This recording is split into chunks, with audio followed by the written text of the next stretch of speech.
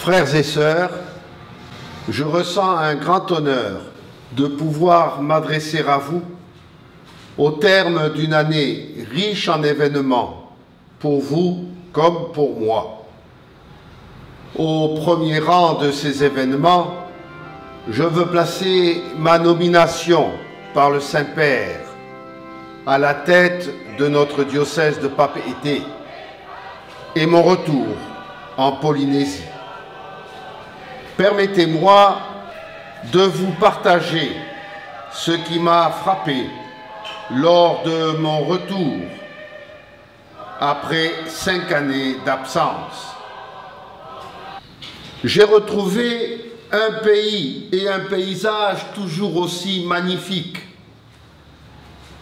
même si j'ai pu constater l'accroissement du paysage urbain, notamment sur Papeete et Taravao.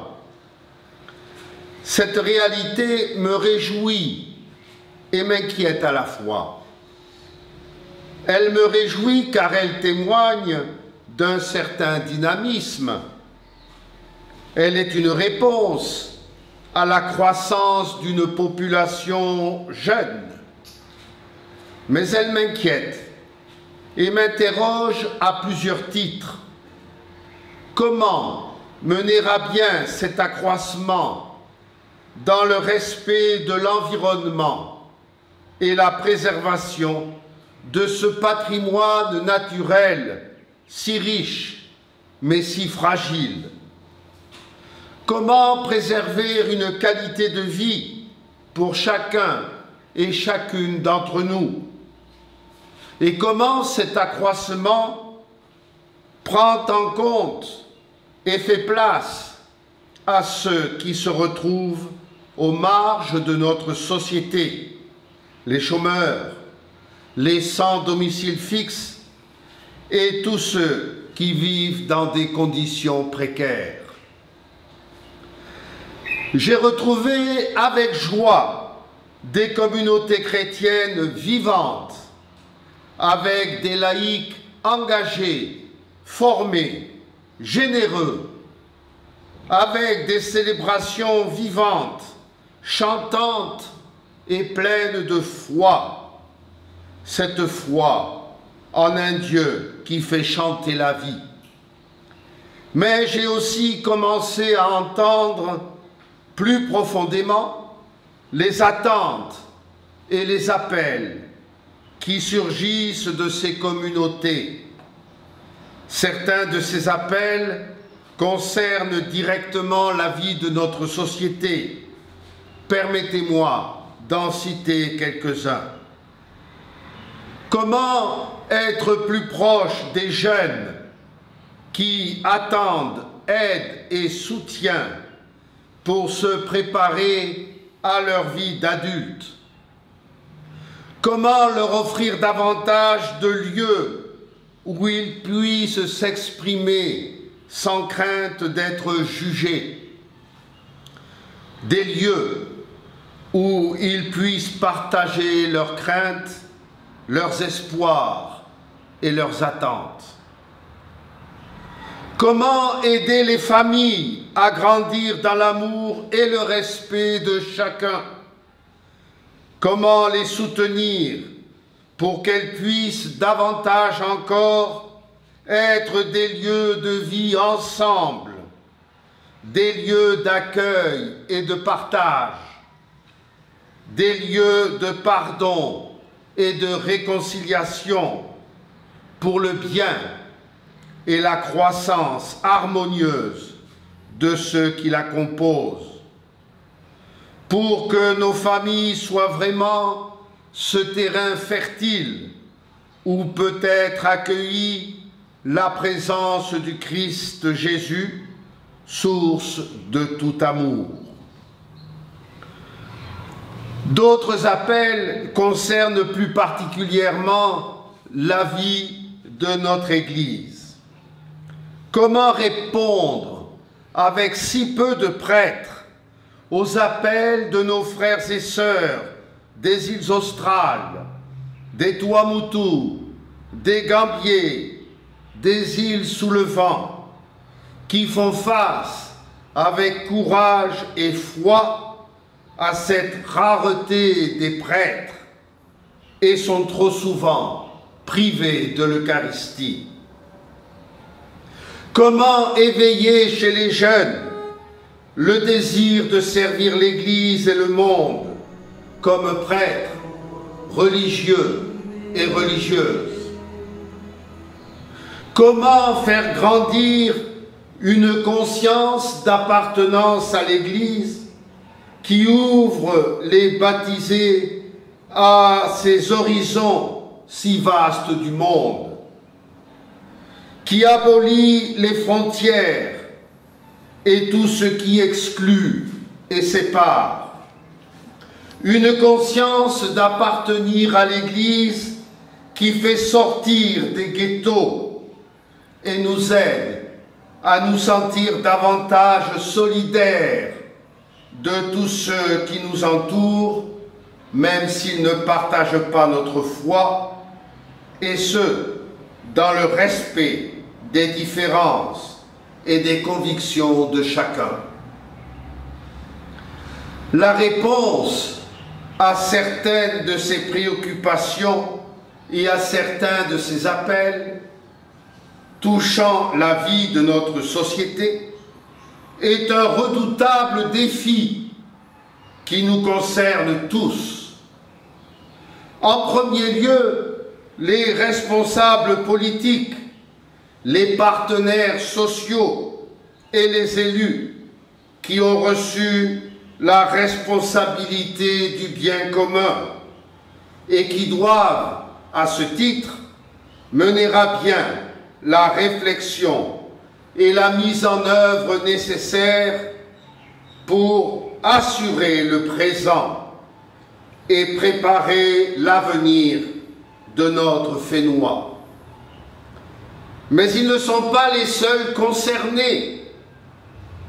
Notre Église se doit d'être à leur côté pour œuvrer au bien de tous, dans le respect de nos différences, dans un dialogue qui cherche à construire et non à exclure, même si c'est parfois au prix de confrontations loyales et honnêtes, et qui ne saurait en aucun cas se transformer en querelle de personnes.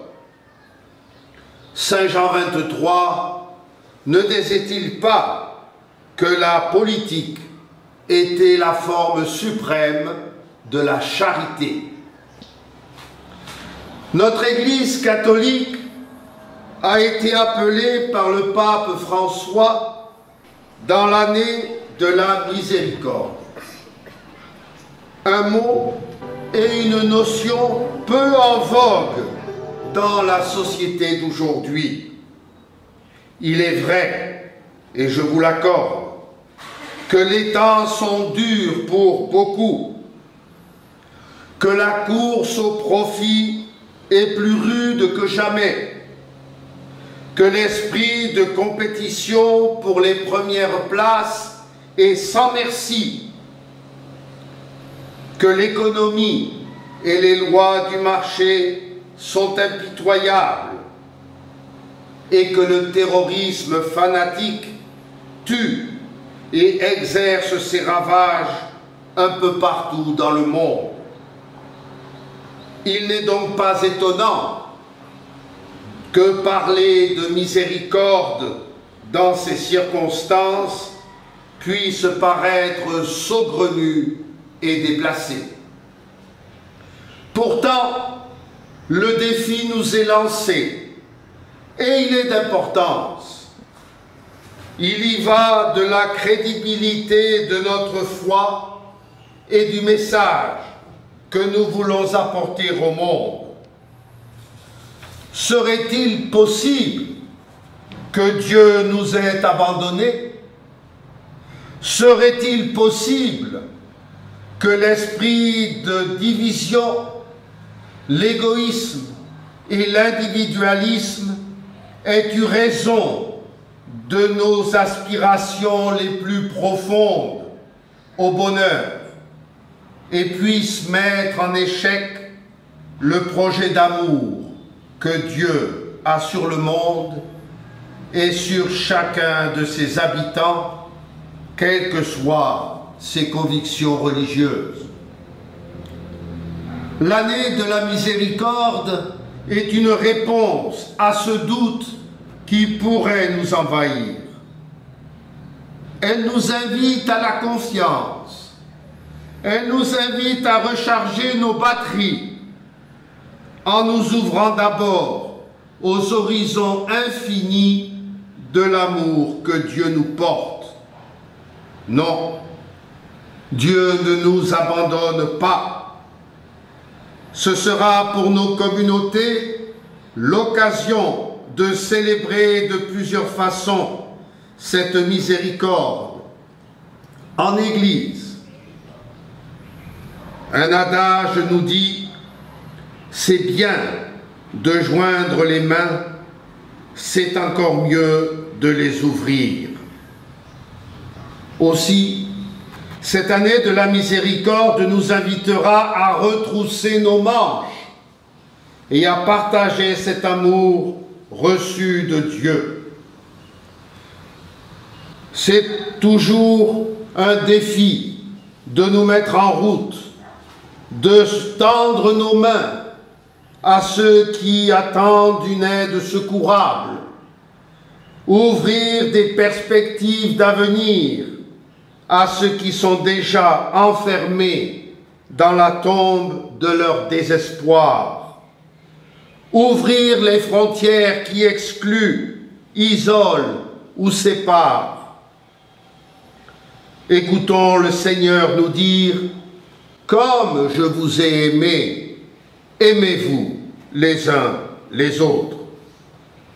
Soyons donc bâtisseurs d'avenir pour être des croyants et des disciples dignes de Jésus-Christ. Cette année 2016 sera également pour notre diocèse de Papeete l'occasion de célébrer les 50 ans de son existence.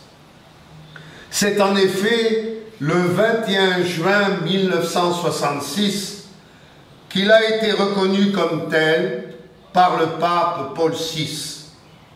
Ce sera donc pour nous l'occasion de nous souvenir du chemin qui a été parcouru depuis, l'occasion de remercier le Seigneur pour les avancées, pour ceux et celles qui ont œuvré à la vie de notre Église. Ce sera aussi l'occasion de resserrer nos liens fraternels et faire grandir la communion entre nous et de prendre davantage conscience que nous appartenons à une famille qui dépasse de loin les frontières de nos paroisses et de nos chapelles.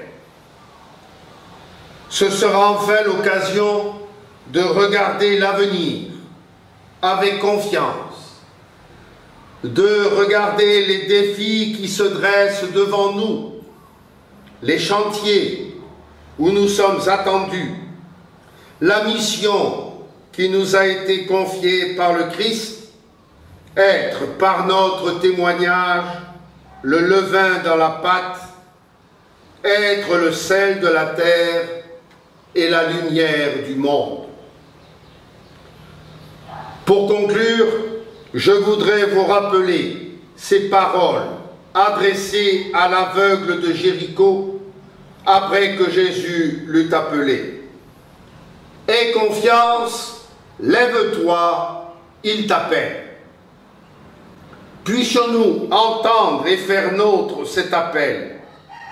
C'est un appel à la confiance, un appel à la vie, un appel à la rencontre avec celui qui nous aime et continue jour après jour de marcher à nos côtés.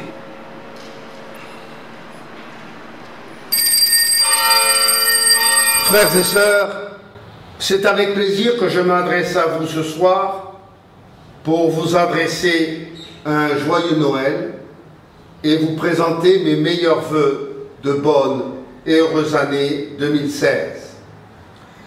Ces souhaits et ces vœux, je les destine à chacun et à chacune d'entre vous qui m'écoutez en ce moment, mais aussi à ceux qui sont malades, seuls ou dans vos familles ou encore sur les lits d'hôpitaux, à ceux qui sont dans leurs cellules de prisonniers, à ceux qui sont loin de chez eux, sur les bateaux, ou qui vivent loin de notre Fénois.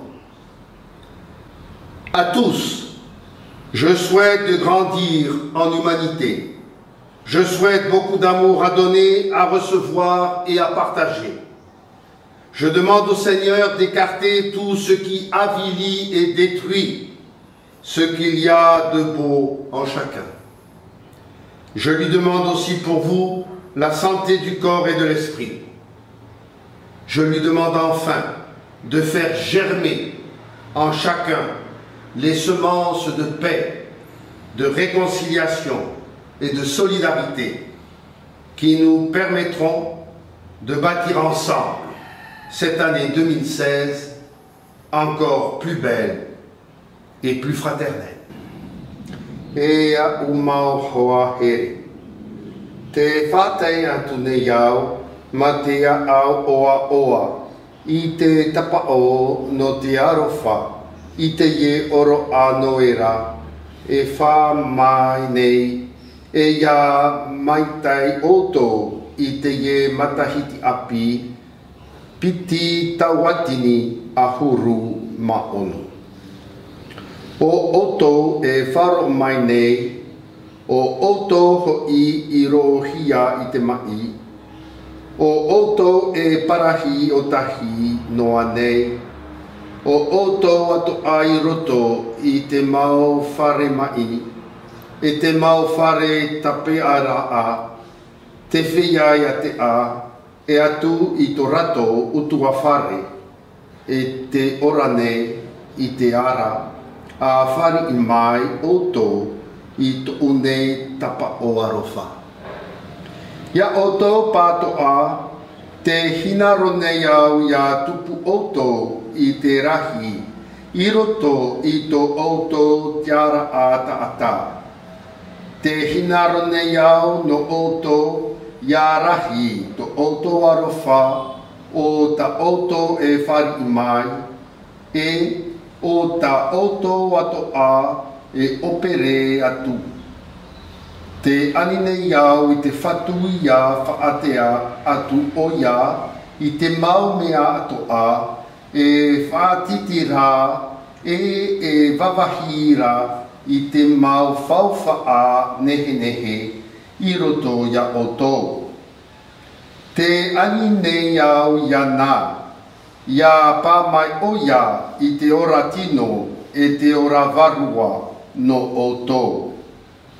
E whahopera te tapuatu ne iau ia nā, ia whaaotea mai o ia i te huero no te hau, no te whaawhaitera a, e no te autaea era a, o te riro mai e rave a no te patu amuira a, i te ye matahiti tawatini a huru maono, ia rupe rupe mau a, e ia tahiti te autaea era a. Ia oa oa e ia maitai oto i te ye noera e i te ye matahiti api.